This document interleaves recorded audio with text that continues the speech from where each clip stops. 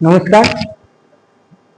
প্রতি সপ্তাহের মতো আজ সপ্তাহে আমাদের পজিটিভ বার্তার উদ্যোগে বিকাশ টক্স অনুষ্ঠান আয়োজিত হতে চলেছে এবং আজ এই অনুষ্ঠানে আমাদের উপস্থিত রয়েছেন মাননীয় ওয়েল্ডার ট্রেনিং ইনস্ট্রাক্টর আশিস পাল মহাশয়। আজকের আলোচ্য বিষয় হলো আন্ডার ওয়াটার ওয়েল্ডিং। স্যারকে অনুরোধ করব এই বিষয়ে এক দু কথা বলতে। নমস্কার। আজ আমরা যে টপিক নিয়ে আলোচনা করতে চলেছি সেটা হচ্ছে আন্ডার ওয়াটার ওয়েল্ডিং।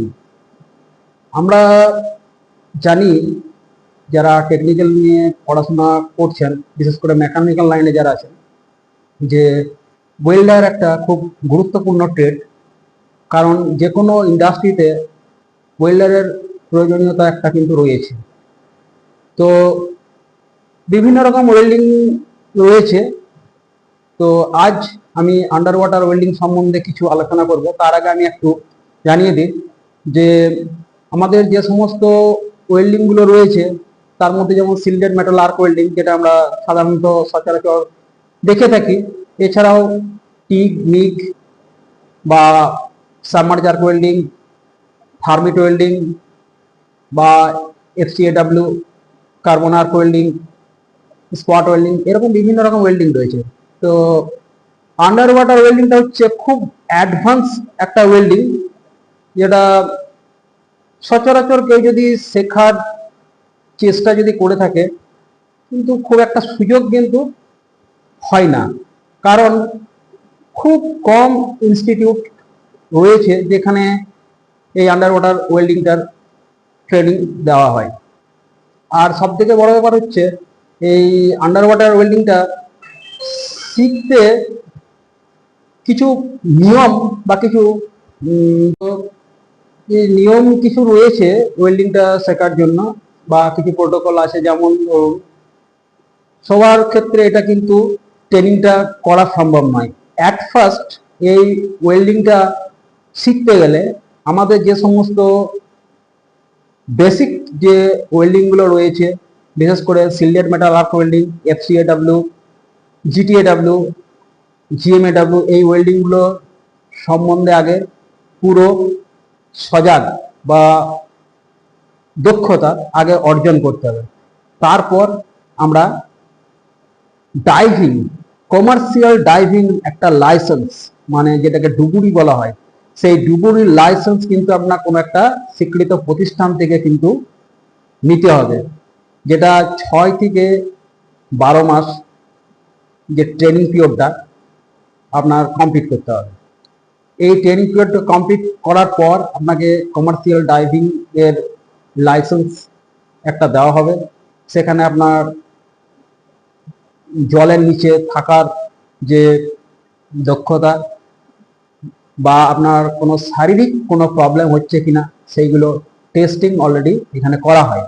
তো এই সব ট্রেনিংগুলো করার জন্য আপনাদের যে সমস্ত প্রতিষ্ঠানগুলো রয়েছে, যেমন the diverse institute of technology, DIT, the commercial diving academy, CDA, the ocean corporation, এই সমস্ত ইনস্টিটিউটগুলো থেকে আপনি এই ড্রাইভারের লাইসেন্সটা বা সার্টিফিকেটটা আপনি পেতে পারেন। এরপর আপনারা ট্রেনিংয়ের জন্য যোগাযোগ করবেন বা এই প্রতিষ্ঠান থেকে আপনাকে ট্রেনিংয়ের জন্য যোগাযোগ করিয়ে দেবে। এবার আসি, এই ট্রেনিংটা করার পর আপনার ফিউচারটা কি। ফিউচার হচ্ছে যে আমাদের সমুদ্র নিচে যে সমস্ত পাইপ লাইনগুলো রয়েছে, গ্যাস বা যে খনিজ তেল যে বিভিন্ন কান্ট্রি থেকে আমদানি রপ্তানি করা হচ্ছে, তো সেই পাইপ লাইন অনেক সময় আপনার কি হচ্ছে, লিক হয়ে যায়। সেই পাইপকে রিপেয়ারিং করা আন্ডার ওয়াটার ওয়েল্ডারের পক্ষে একমাত্র সম্ভব, তাছাড়া এটাকে রিপেয়ারিং করা সম্ভব নয়।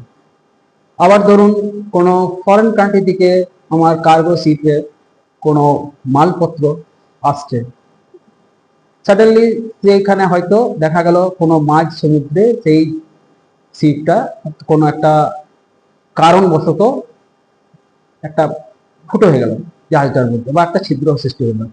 সেই ক্ষেত্রে জাহাজটাকে তো আর আনা সম্ভব নয়, তো তখন জাহাজটাকে রিপেয়ারিং করার পরে তারপর আমাদের নিয়ে আসতে হবে।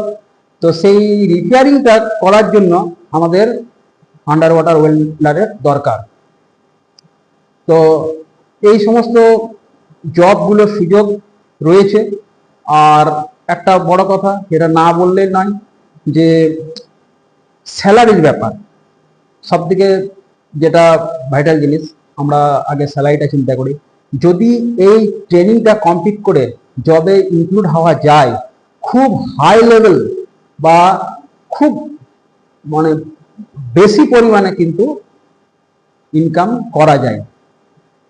তো এবার এটা ডিপেন্ড করে আপনি কোন কান্ট্রিতে রয়েছেন, সেখানকার মানির উপর বা সেখানকার কারেন্সির উপর।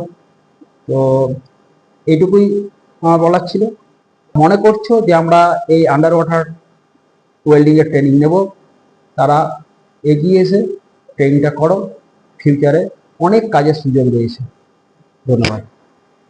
ধন্যবাদ স্যারকে।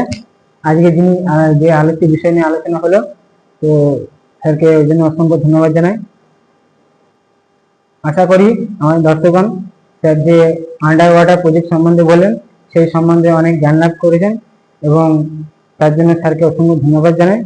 আজ এইখানেই আমাদের পজিটিভ বার্তার যে বিকাশ টক্স অনুষ্ঠান শেষ করলাম।